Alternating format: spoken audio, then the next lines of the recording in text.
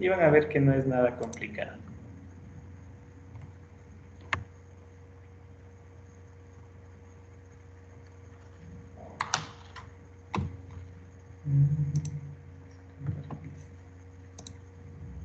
¿Sí se ven las diapositivas? Sí, Doc, sí se ve. Sí, Doc. Bien, entonces, cuando uno habla de la hernia, prácticamente es hablar de la historia de la cirugía, de la medicina. Ha ido evolucionando, como ha ido evolucionando la medicina, los tratamientos, etc.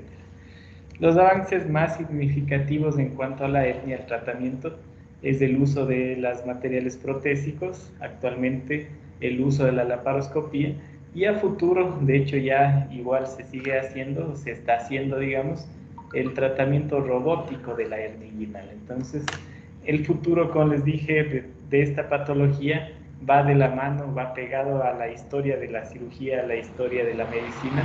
Todos los avances que se han dado se han ido aplicando, y así tenemos que antes, en épocas antiguas, ya en Egipto, en Grecia, se hablaba del tratamiento de la hernia. Había un tratamiento conservador que era utilizar unos bragueros, unos sujetadores en esa zona, pero las técnicas que se aplicaban en ese tiempo, por lo general, eran técnicas rudimentarias, carecían de asepsia, de antisepsia, no había en esa época anestésicos. Por lo tanto, en los pacientes que eran sometidos a estos tratamientos, si no fallecían en el transquirúrgico, lo común era que fallezcan luego por una infección, por una sepsis generada por estas condiciones donde se operaban. Hay algunos escritos ya, de hecho en los egipcios, en algunos papiros, hay referencia al tratamiento de las hernias a ese nivel. Lo que hacían generalmente, como ustedes ven en estos dibujos, en estos gráficos, era traccionar los testículos y seccionar a veces en esta zona para llevarse por completo el saco herniario, los testículos, etcétera. Cauterizaban o dejaban las heridas abiertas. Por lo tanto, imagínense que la mortalidad de estos pacientes iba a ser altísima. Finales del siglo XVIII, inicio del siglo XIX, empiezan ya los avances, la era moderna, digamos, del tratamiento de estas patologías. Empiezan a aparecer médicos, cirujanos como Hesselbach, Cooper, Camper, Scarpa, Richter, Gimbernard, que empiezan a identificar. Recuerden que antes se hacían las disecciones cadavéricas, iban conociendo esta anatomía del canal inguinal sobre todo, entonces fueron dando avances a este nivel. Fíjense estos nombrecitos que ustedes están viendo ahí, y luego cuando hablemos de anatomía van a ver que prácticamente se repiten esos nombres porque fueron estos cirujanos, estos médicos los que fueron describiendo estos elementos a ese nivel. Algunos avances, entre ellos, por ejemplo, el manejo del canal inguinal, la resección del saco, la ligadura alta, el cierre del anillo interno, fueron dando muchos mejores resultados, pero lo que sí nunca se vio alterado, digamos, a pesar de todos estos avances, eran las tasas de recurrencia. Entonces se veía que el paciente se operaba, le iba bien, se recuperaba bien, a veces ya se utilizaban algunas otras técnicas de asepsia, antisepsia, incluso analgésicos, el paciente se recuperaba, pero luego la consecuencia de eso era la recurrencia de estas hernias. Este hombre o este nombre es importantísimo para el manejo y el tratamiento de las hernias. Bassini fue un cirujano, fíjense, inicio del siglo XX, inicio del siglo XIX, perdón. Empieza a aparecer y él da conceptos sobre cómo operar las hernias. Él, en la operación que él realizaba, incluye la disección de las capas del conducto inguinal hasta llegar a la fascia transversales, con una reconstrucción del piso del conducto inguinal con varias capas. Aquí nace, con esta técnica, nace la era de la herniorragia, que en síntesis sería cerrar el piso o reconstruir el piso del canal inguinal mediante suturas que unan las capas de este conducto. Yo sé que ahorita no hemos visto nada de anatomía, entonces debe estar pensando qué capa es esto, ya cuando veas la anatomía se va a quedar mucho más claro esto de aquí. Pero bueno, gracias a Bassini inicia la era esta de la herniorrafia. Luego de él empezaron otros cirujanos, otros médicos a realizar técnicas igual, donde unían los tejidos a través de suturas. Por eso todo esto se conoce como herniorrafia. A partir de la década de los 80, no es más de 40 años, ¿será? Creo que estoy sumando más, pero bueno, hace 40 años, Liechtenstein empieza el uso de estos tejidos sintéticos o las mallas que nosotros conocemos, materiales protésicos, para reconstruir el piso del canal inguinal. Entonces, Liechtenstein, fíjense cómo se escribe, a veces es una confusión, a veces les dictan y ustedes no saben cómo escribir Liechtenstein. Así es como se escribe. Liechtenstein, un cirujano americano, empezó utilizando una malla de Marlex, colocándola a nivel del piso. ¿Esto qué hacía? Hagan cuenta que tenemos un defecto. Si nosotros unimos con suturas, queda esto a tensión, ¿no es cierto? Pero si nosotros colocamos una malla o colocamos una prótesis, es más fácil que se ciegue, o sea, que no haya una tensión, por lo tanto la hernia no se va a volver a reproducir. Eso es lo que creó Liechtenstein, o lo que inició Liechtenstein, la era de la hernioplastia, es decir, colocar un material protésico a nivel del canal inguinal para curar o para tratar el defecto que se produce a ese nivel, evitando esta tensión que se produce en los tejidos. Actualmente, lo que les había dicho, ya con la cirugía laparoscópica, década de los 90, finales de los 90, inicio de los 2000, empiezan los primeros pasos para realizar la cirugía laparoscópica de la hernia. El boom se dio prácticamente de los años 2005 para arriba, donde ya empiezan con más técnicas, con mucho más equipamiento. Actualmente, como les digo, en algunos consensos, reuniones que se hacen a nivel mundial sobre hernia, lo que está en boga ahorita, lo que está en boom es el manejo robótico de la hernia. Si nosotros nos trasladamos a nuestro medio, sería imposible decir que vamos a usar un robot que cuesta casi 3 millones de dólares con equipamientos que a veces superan los miles de dólares para reparar una hernia. Entonces, todavía no hemos alcanzado esos niveles. La ventaja es que aquí ya se está haciendo cirugía laparoscópica. De hecho, en Ambato se hace recurrentemente cirugía laparoscópica para la reparación de la hernia inguinal. ¿Qué ganamos con esto? Menos dolor, mejor recuperación de los pacientes, pero a la larga, todos los tratamientos, todo lo que se realice, si no se conoce adecuadamente la anatomía, no se va a poder reparar adecuadamente. Por eso, como siempre les digo, lo primero cuando hablamos de alguna patología, métanse siempre en la cabeza cuando ustedes tengan que hablar sobre algún tema, cuando necesiten conocer sobre algún tema, lo primero que deben tener en cuenta es la anatomía. Este gráfico es bastante bueno porque es dibujado, o sea, no es algo sacado del internet, es algo que ustedes pueden encontrar en un libro. Esto está en un libro que es solo de hernias, que hubo una versión que hicieron en Cuba, de ahí yo lo pude conseguir. Aquí están todos los elementos que ustedes deben conocer del canal inguinal. El canal inguinal, si ustedes se ponen a leer ahorita sus libros de primer año de anatomía, van a ver que existen miles de elementos, pero estos son los que forman parte de la anatomía quirúrgica de la hernia. Entonces, eso es lo que tenemos que aprender nosotros como médicos, y ustedes igual nosotros como cirujanos y ustedes como médicos generales, conocer por lo menos de estos elementos, de estos 10 elementos que van a estar en el canal inguinal y que van a ser parte o van a estar escuchándolo en cada momento, y sobre todo les va a permitir reconocer en dónde está localizada la hernia. Entonces empezamos. Elementos importantes. Primero, la aponeurosis del oblicuo mayor. Si ustedes se hacen cuenta, yo como les digo en las prácticas de los grupos, el canal inguinal es como una cajita. Hagamos una cajita. Entonces esta cajita está mal dibujada, pero bueno, tiene sus paredes, tiene un techo, tiene un piso, tiene bordes, todo eso. Entonces hagan cuenta que este es el canal inguinal. El canal inguinal está localizado en la parte inferior, en el hemiabdomen inferior, más o menos 2 traveses de dedo del espina ilíaca antero superior, 2 traveses de dedo por arriba del pubis, en dirección oblicua.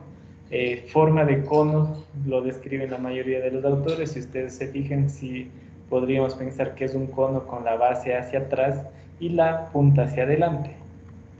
Entonces, imagínense esta cajita, tenemos el primer elemento, el oblicuo mayor, vendría a ser el techo del canal inguinal.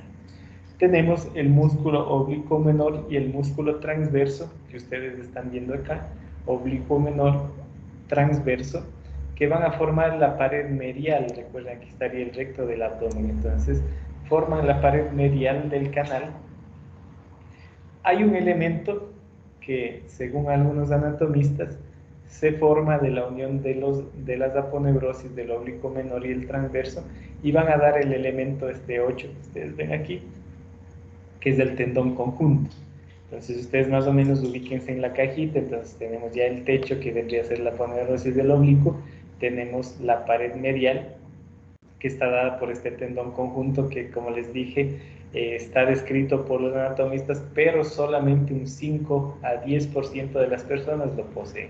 Entonces es poco frecuente encontrarlo. Lo que más encontramos nosotros aquí es la aponeurosis o un arco que se forma de la aponeurosis del transverso. Vamos a tener una pared lateral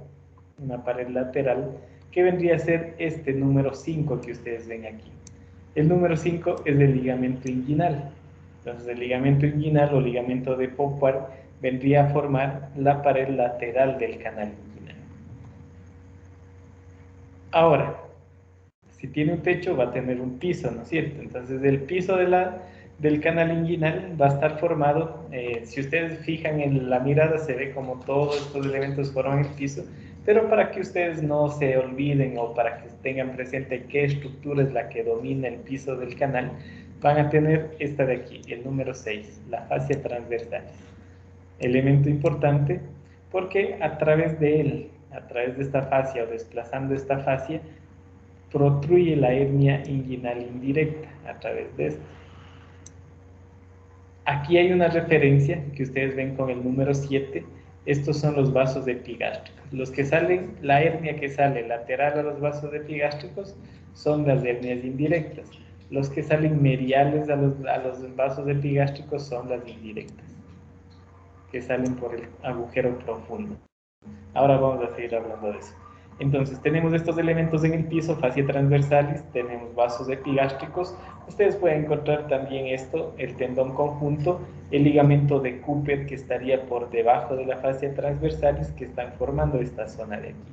No son tan importantes, como les dije, para que ustedes siempre se acuerden un poquito. Ya a los que les guste la cirugía, a los que vayan a seguir esta especialidad, ahí sí van a tener que dominar todo esto que estamos conversando. Por último, nos faltaría la cara posterior y la cara anterior, ¿no es cierto? Entonces, la cara posterior está dada por este arco, por este orificio, perdón, que es el anillo profundo. Es un anillo que está enclavado, digamos, a través de los músculos. Fíjense, tenemos los oblicuos, el oblicuo mayor, el oblicuo menor, el transverso, y en medio de él sale o emerge este anillo profundo. A través del mismo va a salir de la cavidad abdominal, en el varón el cordón espermático, en la mujer el ligamento redondo.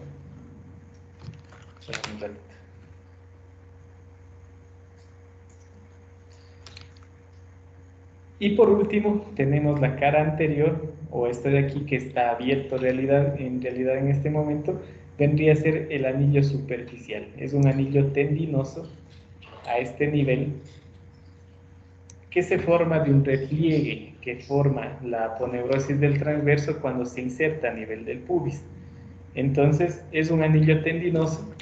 Ese es el que nosotros palpamos cuando hacemos el examen físico de la hernia. Entonces igual nos puede dar una idea de qué tipo de hernia está en dependencia de lo que palpemos. Ya hemos de ver cuando conversemos un poco más de la clínica. Pero si se fijan, bastante sencillo aprenderse estos 10 elementos, teniendo este dibujito, teniendo el gráfico, recordando más o menos que la forma es como una cajita. acordándonos las caras, que es lo que está formando cada una de ellas. Es bastante sencillo, como les dije a ustedes como médicos generales, con que se aprendan esto es suficiente, pero ya el que quiera especializarse, el que quiera hacer cirugía, va a tener que profundizar un poquito más. ¿Dudas, preguntas, algo sobre esto de la anatomía? Bien, Doc, dime. disculpe, el que era medial a los vasos epigástricos, ¿qué etnia era? Medial, es decir, que está cerca, o sea, cerca de la línea media. Si tú te fijas, tenemos el orificio profundo, entonces por ahí va a salir la etnia indirecta. Lateral, casi hacia abajo, digamos, de los vasos, más bien lo que procluye por ahí, desplazando la fascia transversal, es la etnia directa. ¿Alguien más?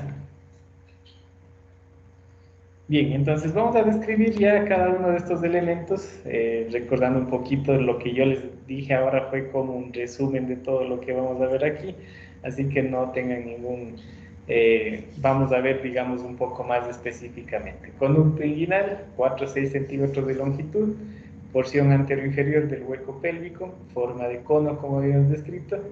eh, Si ustedes se fijan aquí, estamos en el hueco pélvico, en esta zona es una zona de no más de 6 centímetros y fíjense todos los elementos que están formando la misma. Habíamos visto, igual, casi parecido al mismo gráfico, el ligamento inguinal está formando la pared lateral, el oblicuo interno o oblicuo menor, más del transverso, la cara medial, el piso, la fascia transversal y el techo, el oblicuo mayor. Esto es importante, este es un elemento importante, sobre todo cuando se realizan cirugías laparoscópicas de la hernia, pero es importante porque en este triángulo de Hesselbach es donde se van a presentar las hernias inguinales. Entonces, el triángulo de Hesselbach está formado por la vaina del recto, fíjense ahí, los vasos epigástricos y el ligamento inguinal.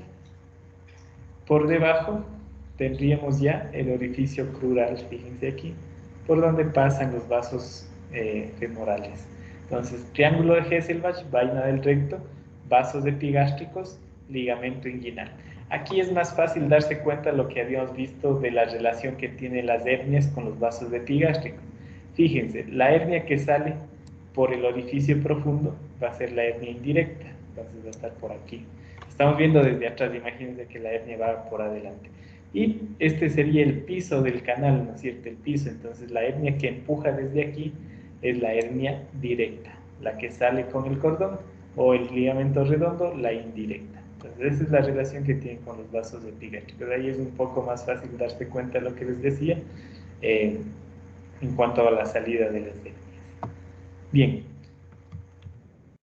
el anillo superficial habíamos visto un orificio triangular, una aponeurosis del oblicuo mayor, fíjense, forma como este túnel cuando se une al nivel del pubis.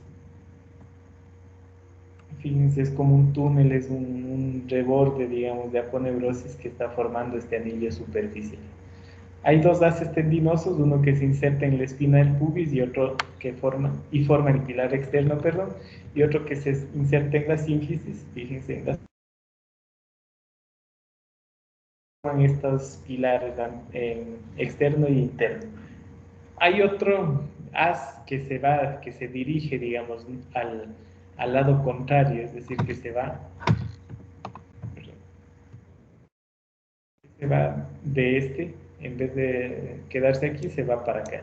Entonces, ese es el ligamento reflejo o ligamento de Coles. Al lado derecho tendríamos el del izquierdo y a la izquierda tendríamos el del lado derecho. Entonces, es un ligamento reflejo de esta aponeurosis del oblicuo mayor. Ese es el ligamento de Coles. Aquí igual, fíjense, tiene una forma, un pilar externo, un pilar interno, y este ligamento o fibras reflejas que se van hacia el otro lado y forman este ligamento de Coles. El anillo inguinal profundo, en cambio, lo habíamos visto, está, digamos, medial al arco crural, fíjense, estamos la arcada crural hacia acá abajo, se asemeja más bien a una hendidura vertical. Hagan cuenta el ojal de una camisa, más o menos. Entonces tiene esta forma más o menos como, no es un anillo así, sino más bien una forma como una hendidura más o menos, una hendidura vertical.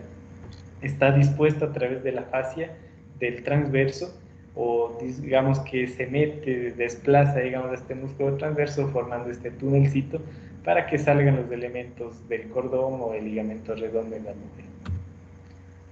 ¿Cómo funciona? Entonces ahí es para que nosotros nos vayamos dando cuenta más bien cómo es luego cuando hablamos de la formación de hernias. Este anillo tiene una función protectora.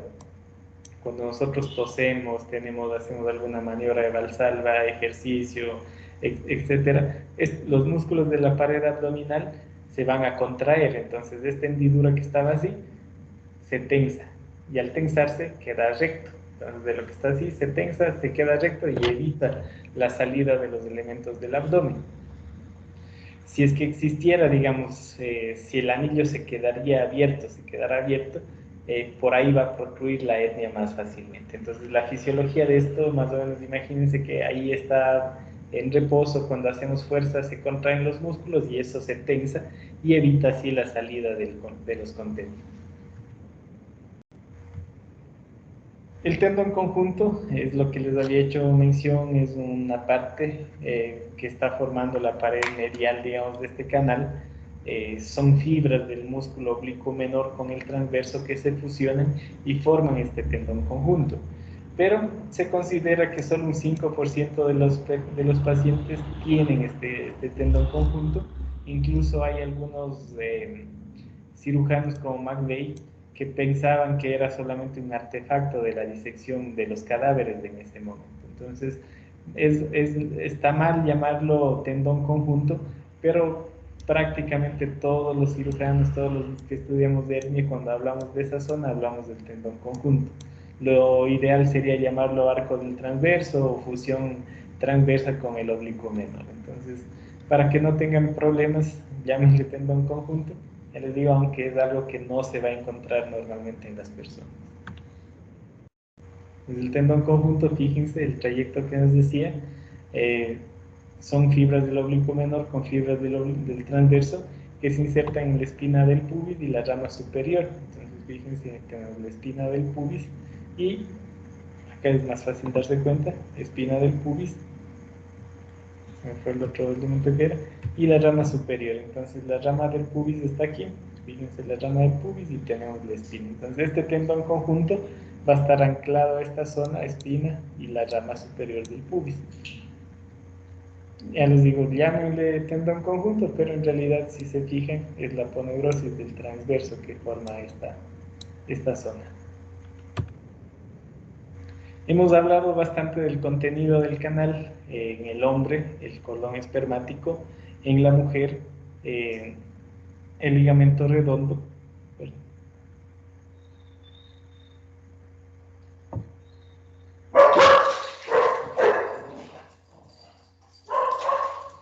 Bien, entonces este cordón espermático es una matriz de tejido conectivo que se continúa en sentido proximal con el tejido conectivo preperitoneal.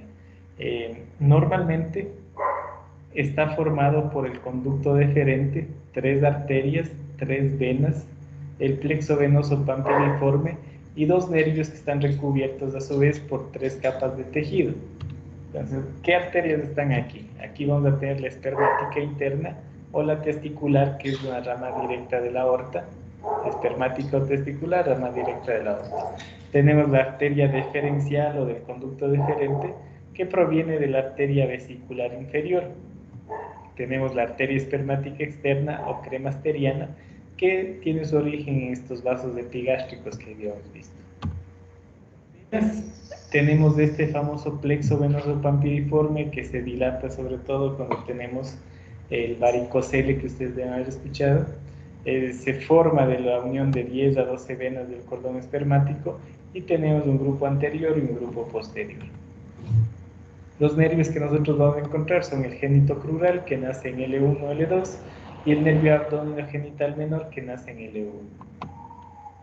Todo esto, fíjense, aquí tenemos un corte mucho mejor del cordón, vamos a tener el conducto deferente, vamos a tener este plexo venoso pampiriforme, vamos a tener las arterias y venas testiculares, y está cubierto de esta fascia, una fascia cremastérica, una fascia espermática interna y una fascia espermática interna. Entonces, son lo que recubre, digamos, al cordón, que para poder buscar en la cirugía de las hernias, a veces cuando los sacos salen acompañados del cordón, hay que disecar todas estas capitas. No, esto de las fascias ya habíamos visto.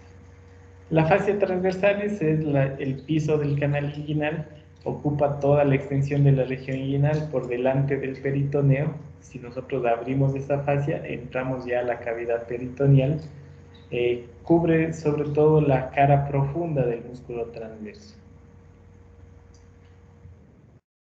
El ligamento de Cooper o ligamento iliopectíneo se encuentra en la cara posterior de la rama superior del pubis y en dirección posterolateral a lo largo de la pelvis menor. Entonces es un ligamento bastante fuerte, se encuentra en la pelvis posterior.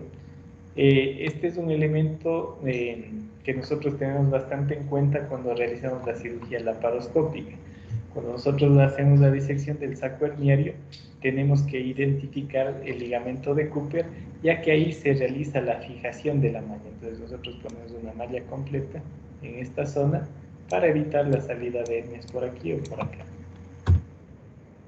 Y estos videos ustedes pueden revisarlos, están todos en el aula virtual. De hecho, les invito, ahí en el aula virtual les dejé un video de un profesor hindú, está en inglés, pero es un inglés que se entiende bastante bien y les va a explicar. Es el único video que había encontrado que hacen disección de un cadáver en la región inguinal. Entonces les va a servir bastante porque van a darse cuenta de todos estos elementos. Bien, ¿qué nos interesa a nosotros? O que ustedes como médicos generales dominen la patología herniaria, la parte clínica. A nosotros no nos interesa que ustedes operen estas patologías, que ustedes realicen este tipo de cirugías, porque no les toca en este momento. Epidemiológicamente, la mayoría de hernias de la pared abdominal ocurren en la región inguinofemoral, más de un 75% de hecho. Es mucho más común en varones que en mujeres, sobre todo las hernias inguinales. Esto se cambia en las hernias femorales, que son más comunes en las mujeres. La mayoría, según los estudios, está localizado en el lado derecho. Se ha visto también que pacientes que se operan de una hernia del lado derecho o del lado izquierdo, en algún tiempo van a desarrollar hernia del otro lado. Los rangos de edades varían desde los 40 hasta los 75 años, pero tenemos ya una incidencia mayor a partir de los 65 años. Entonces, a mayor edad, mayor probabilidad de desarrollar una hernia. Pueden considerarse de hecho una patología congénita. Existen factores de riesgo que pueden ser multifactoriales, siendo el denominador común la debilidad de la musculatura de la pared abdominal. Entonces, hay algunas enfermedades que van a predisponer a la formación de hernias o algunos estados que van a favorecer la formación de hernias.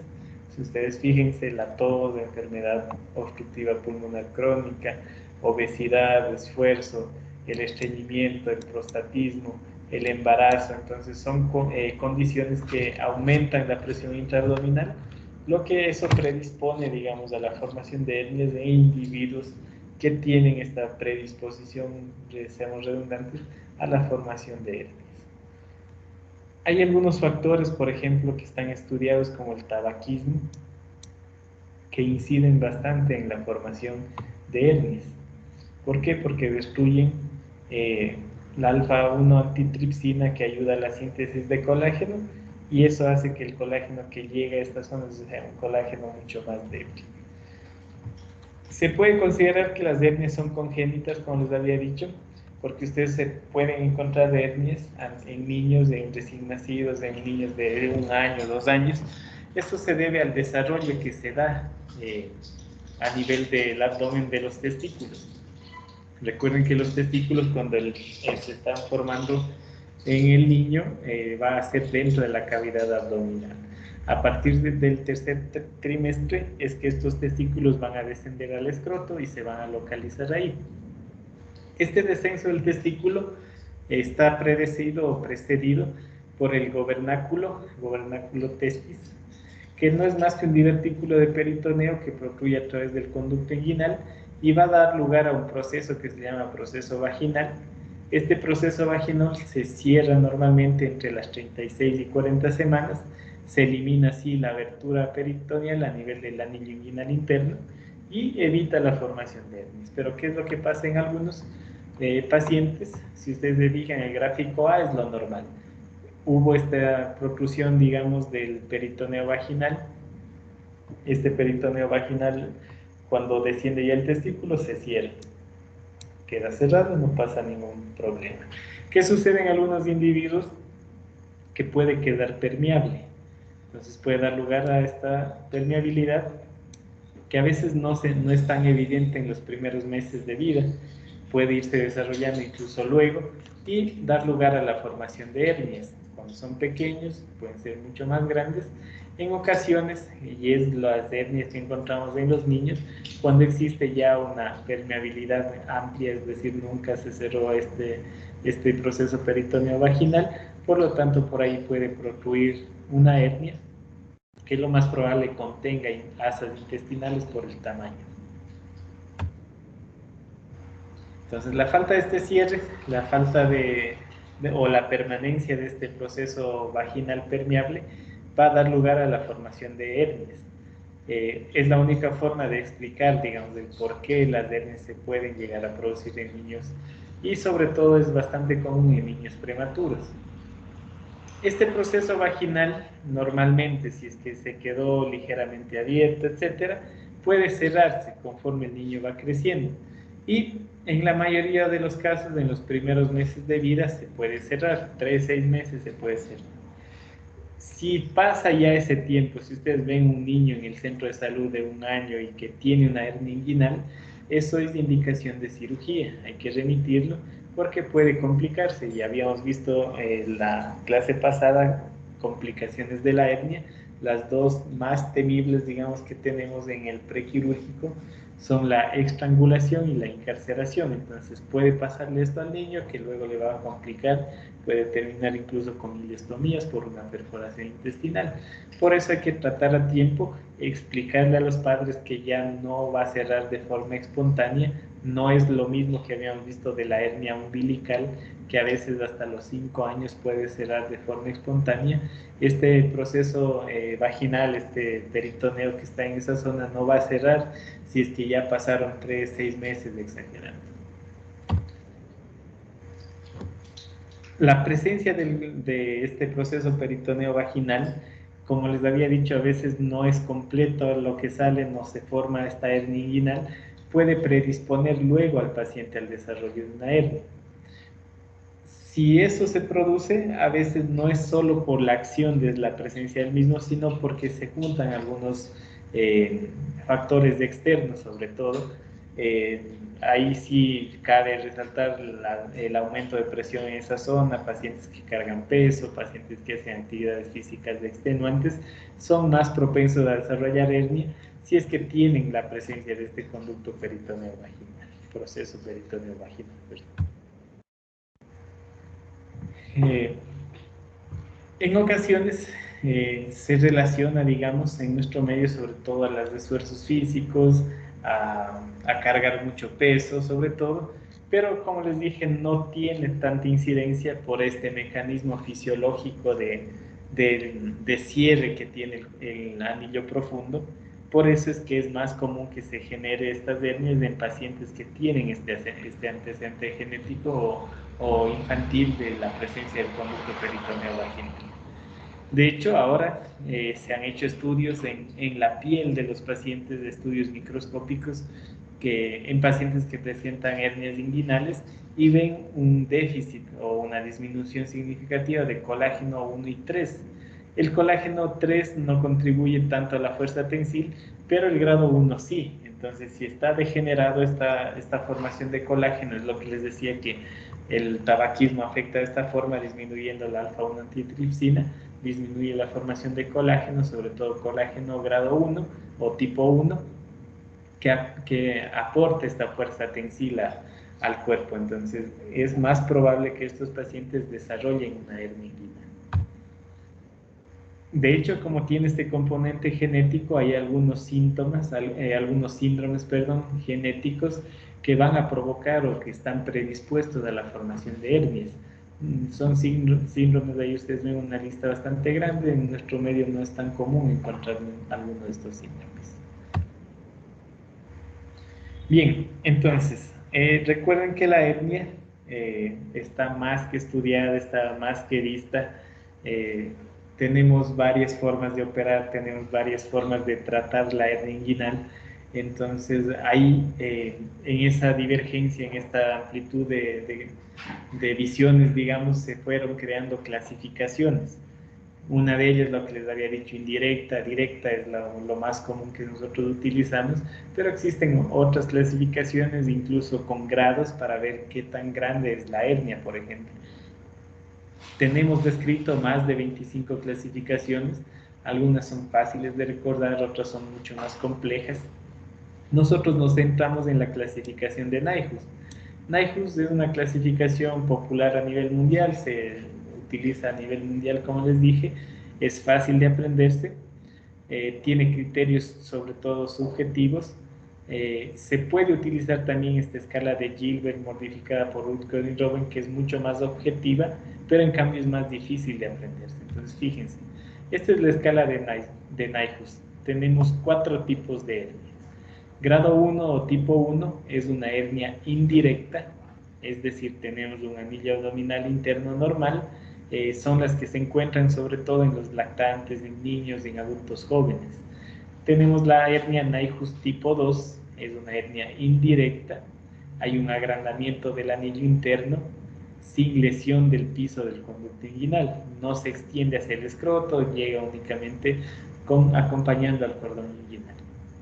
La tipo 3 vamos a dividirle igual en 3 tipos, 3A, 3B y 3C.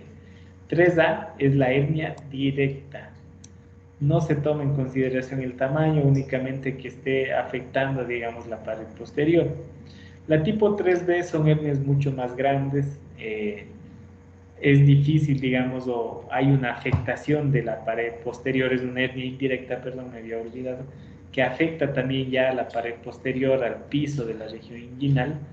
Puede darse un deslizamiento por esa zona, pueden estar llegando incluso a ser inguinoescrotales. Se las llama también a veces hernias de pantalón, porque parece un pantaloncito, puede parecer que esté una indirecta con una directa relacionada, entonces ahí entra en el grado tipo 3B. La 3C de Nyhus es las hernias femorales y las tipo 4 son todas las hernias recurrentes, es decir, una hernia que se operó y que se complicó, entonces se le puede modificar con el A, B, C, D en dependencia si es directa, indirecta, femoral, ¿ya? Entonces es una clasificación bastante sencilla, ese cuadrito apréndanselo bien, eso que siempre es pregunta de examen. Esta es la clasificación de Gilbert modificada por Utgard y Robin, fíjense, es mucho más extensa, tenemos otro tipo o sea, no otro tipo de hernias, sino otra forma de clasificar estas hernias, en dependencia de cómo se encuentra el saco, cómo está el orificio, si hay un defecto a nivel de la pared posterior, todo eso, entonces es más difícil. Por eso yo no les pido que se aprendan este, sino este de aquí, que es es mucho más sencillo. Lo que nos interesa es lo que les decía, sobre todo ustedes que están empezando, van a tener que empezar siempre con este tipo de casos, a veces hay confusión, a veces no saben qué hacer, entonces lo primero es en diagnosticar la patología. Las hernias inguinales pueden presentarse como varias formas, pueden estar incluso como un hallazgo incidental dentro de un examen físico, pueden ser asintomáticas o pueden presentarse con gran sintomatología como cuando se encarcera, como cuando se estrangula. Entonces, por eso cuando hablemos de hernia inguinal, tenemos que tener en cuenta lo que nos dicen los pacientes. Entonces, lo más común es que les digan que tienen un aumento de volumen, que sienten una bolita, que cuando tosen se les sale algo en esa zona. Entonces eso es lo primero que nos llama la atención cuando vemos estos pacientes. La única forma de llegar a un diagnóstico certero es realizando una exploración física adecuada. En caso de que nos diga que existe esta masa, podemos pedir al paciente o examinar al paciente, digamos, de pie. Le pedimos que esté de pie y le revisamos la región inguinal. Si vemos ya la protrusión de esta masa, entonces está hecho el diagnóstico de la hernia. En ocasiones no se puede ver de esa forma. Podemos acostar al paciente y vamos a hacer maniobras sobre todo que puedan o que sientan, digamos, el golpeteo de la hernia. Por acá. Viendo sin decirle los síntomas que acompañan. Entonces, la hernia, regresemos a lo que les conversaba de lo típico que llega desde el paciente que les dice que hay un aumento de volumen, que nota un aumento de volumen en región inguinal, puede estar acompañado de algún síntoma, por ejemplo, el dolor. Algún otro síntoma como cambios en el hábito intestinal, algún síntoma urinario que casi no está en relación, digamos, con la hernia. Más bien llama la atención cuando se presenta con un poco de dolor. ¿Por qué produce este dolor? Porque a veces las hernias, recuerden que cerca de esa zona tenemos varios nervios, pueden comprimir estos nervios y producir estos síntomas. A veces el paciente no les dice que nota una masa, sino que siente una sensación de peso, una sensación como que le queda doliendo en esa zona después de que realiza alguna actividad. Entonces, no ve, no nota a veces ese aumento de volumen, por eso es necesario realizar un examen físico adecuado. ¿Por qué? Porque si no se diagnostica a tiempo, las hernias empiezan a aumentar de tamaño, aumenta incluso el contenido de la misma y puede ser que ya en un momento llega a este estado que se llama pérdida de derecho a domicilio, es decir, que ya lo que se encuentra dentro de esto no va a regresar a la cavidad abdominal. Por eso hay que hacer un diagnóstico temprano para evitar estas complicaciones. Al examen físico, nosotros nos enfocamos también a la reductibilidad de la hernia, entonces. Tenemos que examinar al paciente, ver si es que existe, digamos, este aumento de volumen, se puede realizar una presión y ver si se reduce con la misma. A veces el paciente les dice que cuando está de pie siente la hernia, pero cuando se acuesta ya no la ve. Entonces es una forma de ver si es que existe o no este aumento de volumen. Recuerden que a veces existen masas, masas en esa zona, por ejemplo, ganglios, linfomas, puede haber también una hidradenitis también en esa zona, pueden confundirse con la hernia a ese nivel. Esto de aquí es lo que les quería enseñar. Entonces, esta es una maniobra, antes nosotros le decíamos maniobra de Landívar, pero en realidad los doctores de la maniobra de Landívar hablan de que es únicamente colocar los dedos. Hagan cuenta que ustedes van a colocar los dedos a este nivel y le van a pedir al paciente que tosa. Entonces ustedes están haciendo una presión y van a sentir el golpe de la hernia. Esa es la maniobra de Landívar. A mí me gusta más de esta, que es a través del testículo, a través del escroto, perdón, se llega al agujero inguinal superficial. Entonces ustedes fíjense, está la punta del dedo. Si el paciente en este momento hace una maniobra de Valsalva, todo se hace un aumento de presión, la hernia va a protruir. Entonces ustedes van a sentir el golpe de la hernia. Si es indirecta, en la punta del dedo. Si es directa, en el dorso o en el lado del dedo. Eso nos ayuda para preoperatoriamente ya saber qué tipo de hernia tiene el paciente. Entonces decía, con el dedo en el canal inguinal, la maniobra del Landívar, se pide al paciente que tose y se establece la presencia de la hernia. A mí me gusta más colocar, como les dije, el dedo dentro del escroto, pedirle al paciente que tosa y percibir hacia dónde se dirige ese golpe. Si es en la punta, es una hernia indirecta; si es en el dorso, si es al lado del dedo, es una hernia directa. Estudios de imagen en patología herniaria casi no se realizan, digamos, se deja, digamos, para casos dudosos, pacientes obesos, pacientes que tienen, digamos, alguna patología que nos haga dudar si es que es o no una hernia. Lo más común es utilizar una ecografía, aunque se hace también tomografías, incluso resonancias magnéticas. Si en nuestro medio nos podemos pedir resonancias magnéticas para toda hernia, estaríamos ya con juicios a nivel del ministerio. Entonces, exploración física adecuada, anamnesis adecuada de estos pacientes, correlacionando siempre con la epidemiología, como les decía, varones, pasados los 65 años, que tengan algún aumento de presión intraabdominal, es decir, estreñidos, prostáticos, que realicen actividades físicas intensas. Vemos o les dice el paciente que tiene este aumento de volumen, que se reduce, no se reduce, etcétera. Al examen físico ustedes pueden encontrar esta masa, pueden encontrar la hernia, pueden realizar una presión a ver si es reductible, pueden realizar la maniobra de Landívar o pueden realizar esta maniobra a través del escroto. He buscado no encontrar el nombre, entonces yo antes le decíamos Landívar, no sé, pero es una variable, como les dije, introduciendo el dedo a través del escroto, llegando al orificio profundo, se le pide al paciente que tosa, el golpe del dedo en la punta indirecta, el golpe en el dorso ovalado directa. Olvídense esto, como les dije, estudios de imagen en pacientes donde ya tienen hecho el diagnóstico, porque al final no va a ser útil. Es útil en pacientes obesos, es útil en pacientes embarazadas, por ejemplo, para evitar complicaciones a posterior.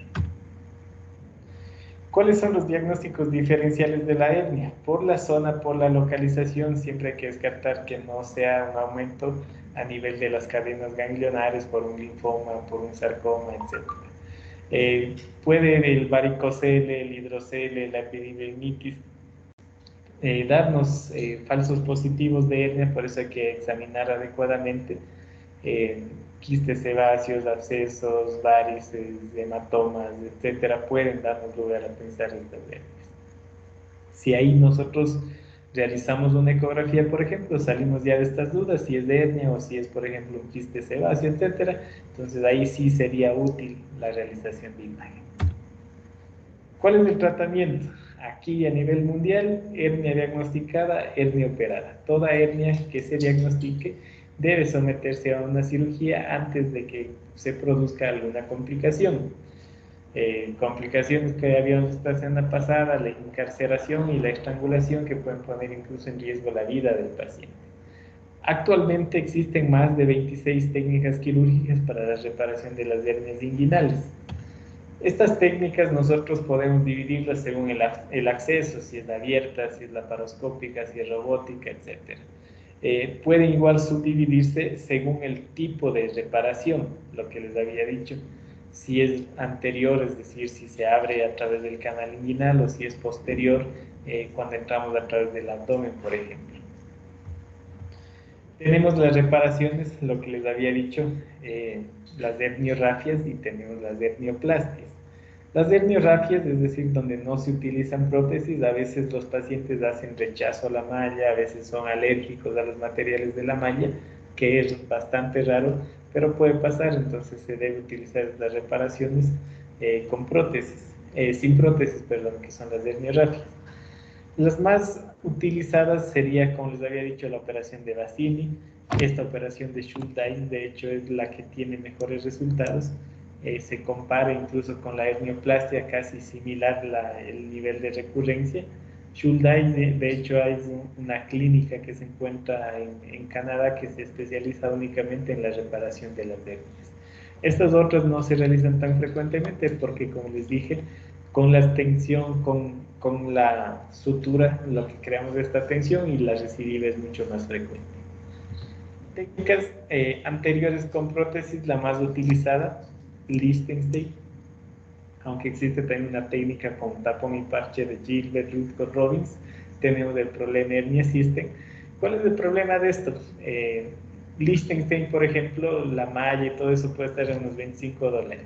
Estos tapones de este problema hernia system a veces está entre $350 a $400, y al final los resultados son lo mismo, entonces no son tan utilizados por eso.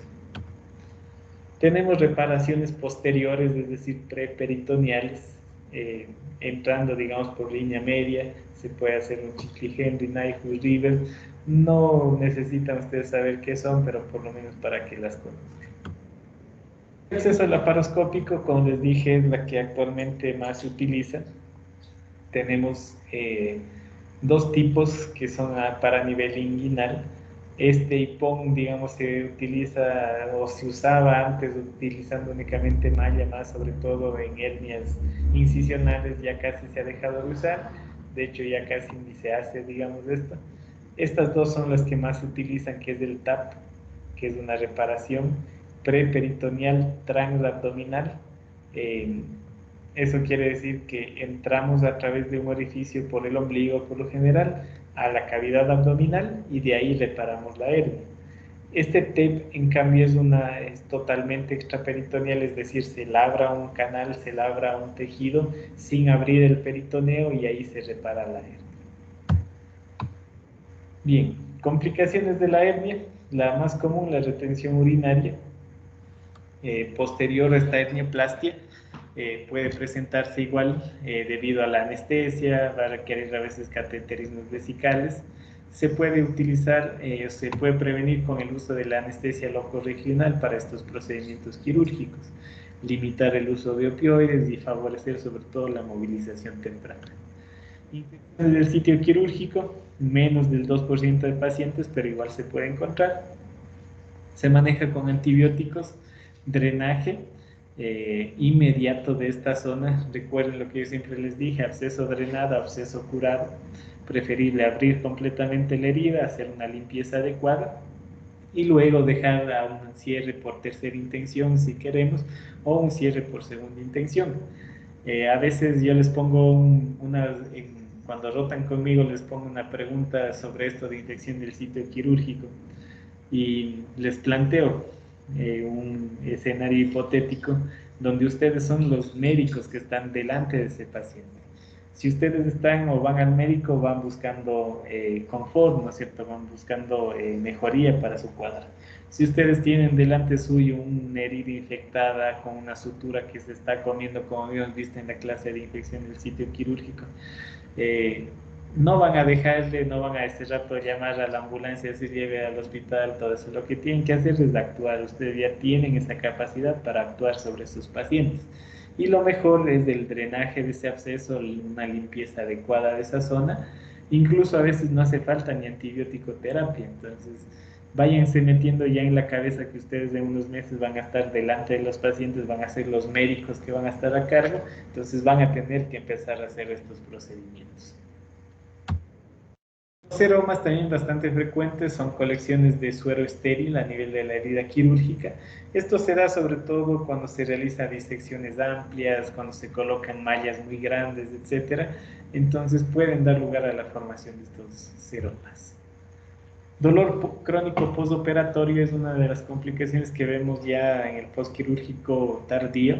A veces puede ser incluso incapacitante. El paciente tiene una sensación de que le quema, de que le arde en esa zona, no puede moverse.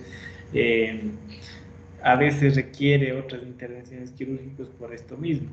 Cuando se presenta con este dolor es igual la típica consulta que ustedes van a tener del paciente que se operó de la hernia y luego de eso empezó con estas complicaciones. Por eso siempre hay que conocer cómo tratar las mismas. Cuando el dolor, hablamos de un dolor crónico cuando ya han pasado más de 3 meses y el paciente sigue todavía manejando estos cuadros de dolor. Hay que manejarlo de una forma escalonada, primero analgésicos orales, AINES, no esteroides, etc. Se puede hacer infiltraciones locorregionales con esteroides de depósito en esa zona. Y por último se deja la cirugía donde se hace una neurectomía, una triple neurectomía. Todos esos nervios que habíamos visto se cortan por completo para evitar que siga presentando dolor. Hay otras complicaciones, si ustedes se dan cuenta, ya igual en el aula virtual van a encontrar videos de cirugía de hernia, etcétera. Entonces pueden ver que se pueden lesionar algunas estructuras. Por ejemplo, si se lesiona el cordón espermático, si se lesiona el deferente o alguna de desde las arterias o venas de esta zona se puede producir una orquitis, una atrofia testicular, una isquemia incluso en esta zona, y a veces hace falta hacer una exéresis del testículo para evitar que haya una gangrena, una putrefacción a ese nivel.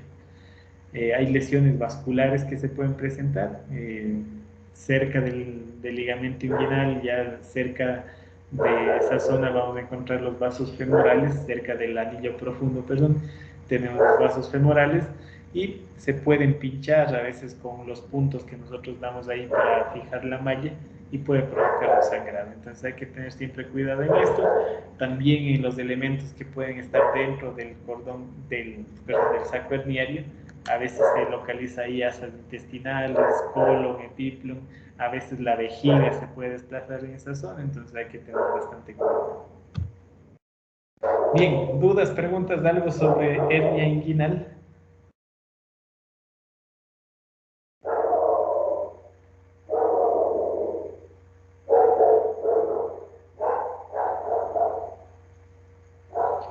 Bien, entonces, último tema, hernia femoral, como les decía, es bastante frecuente, sobre todo en pacientes femeninas.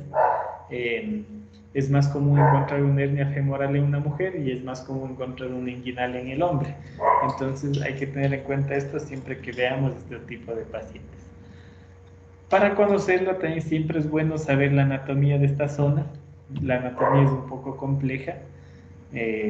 Es una zona más pequeña, no es una zona tan dinámica como el canal inguinal, que a veces permite un poco más de movilidad. De hecho, las hernias femorales son las que más se complican, las que más se estrangulan, las que más se perforan, por eso hay que tener cuidado. Hernia femoral es toda protrusión visceral que se sitúa por debajo de la cintilla iliopúbica, por debajo del ligamento inguinal que hemos visto, debido a un defecto de esta fascia transversalis. Perdón, están en íntima relación con los vasos femorales, sobre todo con la vena femoral.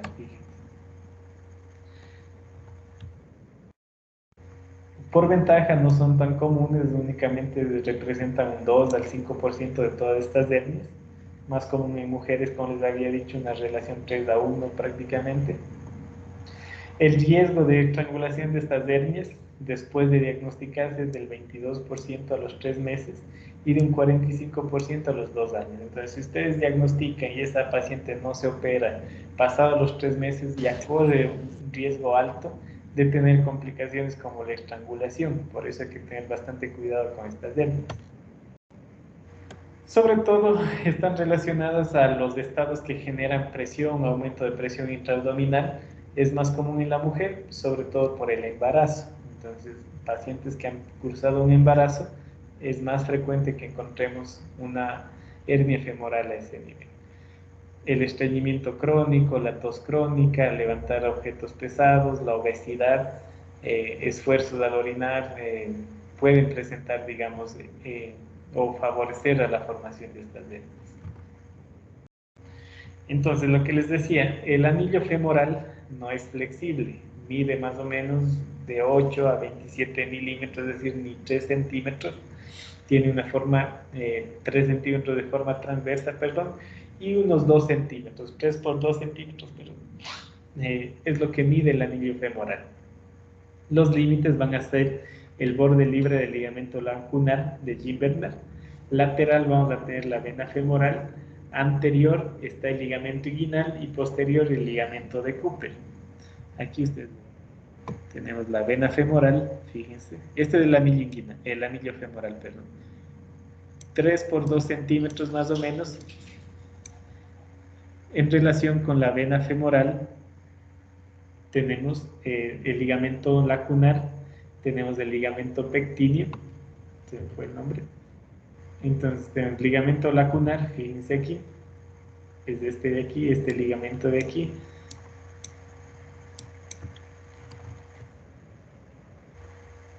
La vena femoral, ligamento inguinal y el ligamento de Cooper. Entonces, el Cooper está por acá atrás, el inguinal por arriba y la vena femoral por el lado. Entonces, fíjense, es un anillo bien pequeño, es un anillo poco dinámico, no se va a mover, no es flexible, por eso si algo se mete por ahí, olvídense que va a salir.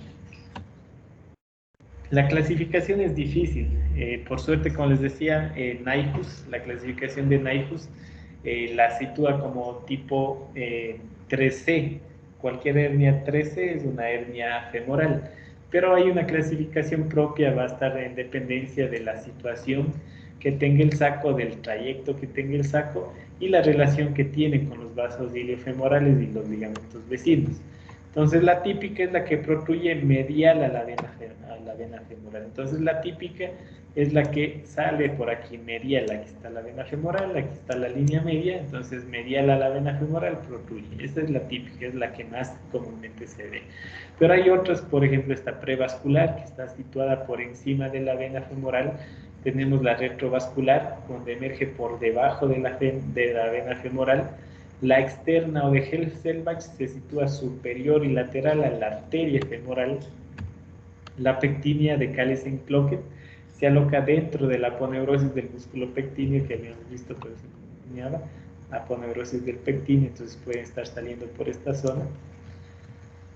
Tenemos la de Laugier, que protruye por el ligamento lacunar, la multiverticular de Hesselbach, que sale a través de los orificios de la lámina cribiforme, las de Adley Cooper con una parte inferior bajo la fascia cribiforme y otra bajo la piel.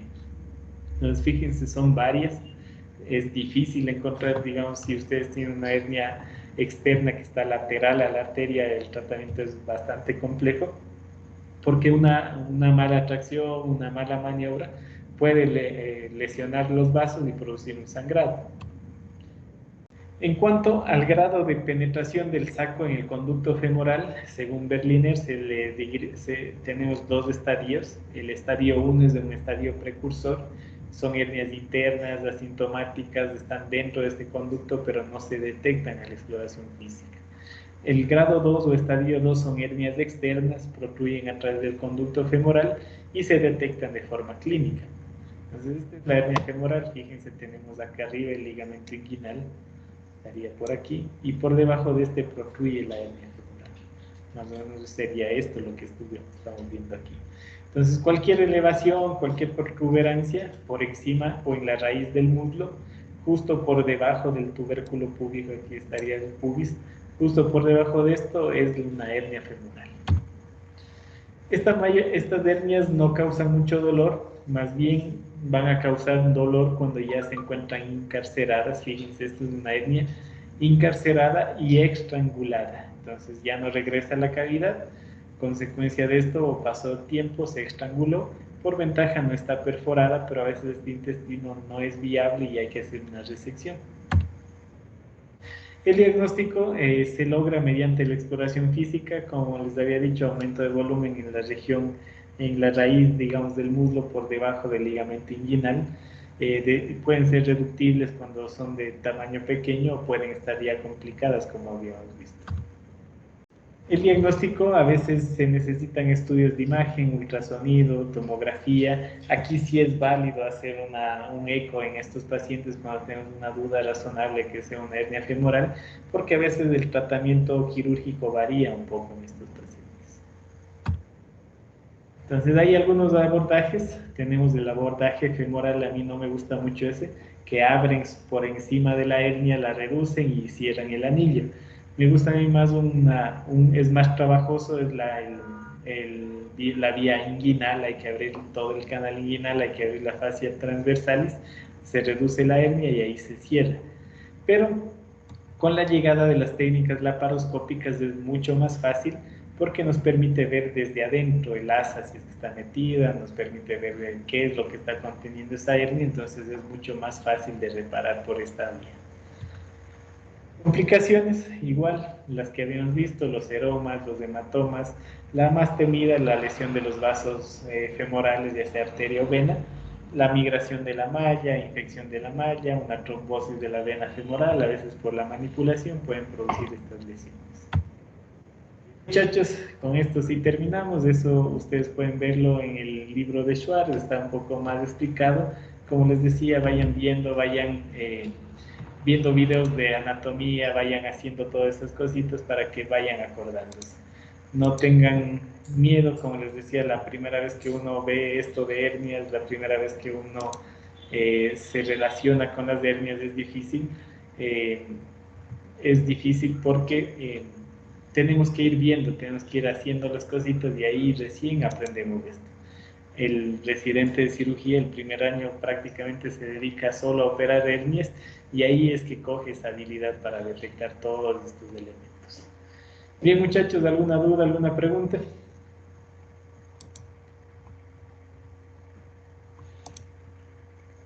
Listo, muchachos, entonces ha sido un gusto compartir con ustedes esta rotación. Espero que haya sido bastante útil lo que hemos visto, de que de todas maneras, como les dije, quedan abiertas las puertas para que ustedes en el momento que deseen vayan al hospital, si quieren conversar, si quieren hacer alguna práctica, me buscan, no hay ningún problema.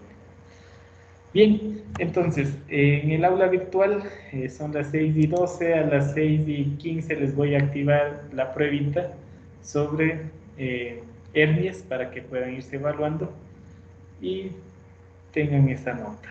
Bien, muchachos, un gusto, nos estamos viendo de aquí ya en el internado. Que les vaya bien.